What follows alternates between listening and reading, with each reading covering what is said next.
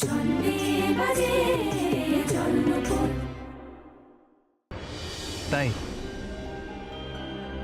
যাক, বাদ দাও। আর সে আপত্তি করো না, চলো আমি তোমাকে ছেড়ে দিয়ে আসি। তোমার তো এরকম রোদ্দুরে হাঁটার অভ্যেস নেই। জীবন আমার সবকিছু অভ্যেস করে দিয়েছে নীল। এই তো আমায় তোমায় ছেড়ে থাকার অভ্যেস ছিল না, এখন তো আছে।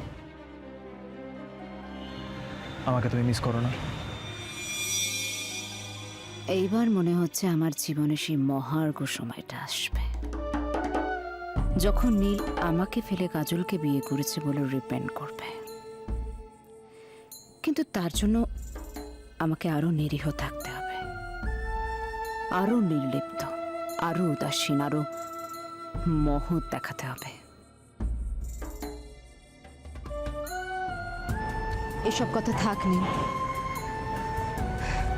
তোমাকে আমি মিস করি কি করি না সেটা আমার কাছে তোলা থাকুক বরং। আরশি, শনিবার বিকেলে কি করছো?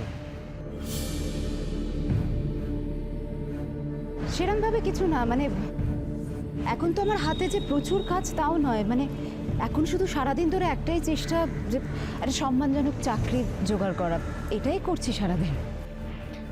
শনিবার আমি তোমাকে একটা ফোন করে নেব, কোথাও একটা মিট করতে চাই।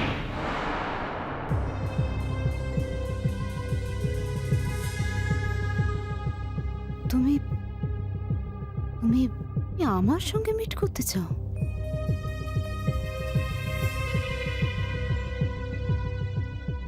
কি বলছো কি তুমি নীল? কেন, খেতে ক্ষতি কি আছে?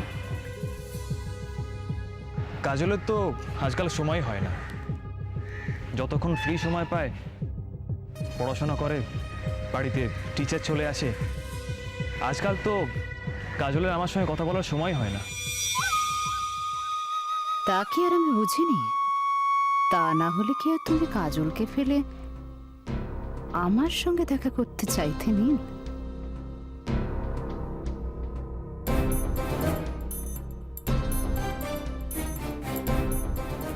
কাজল বুঝি এখন লেখাপড়া করছে? বইপত্র সঙ্গে নিয়ে থাকে, লেখাপড়া করে কিনা জানি না, তবে বইপত্র সঙ্গে নিয়ে থাকে এতটুকু বলতে পারি।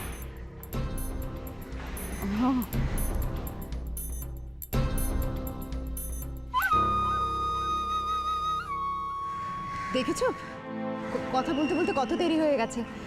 নীল, এবার কিন্তু সত্যি আমাকে বেরোতে হবে, মানে আমার অনেক দেরি হয়ে যাচ্ছে, তোমারও অফিসে দেরি হয়ে যাচ্ছে।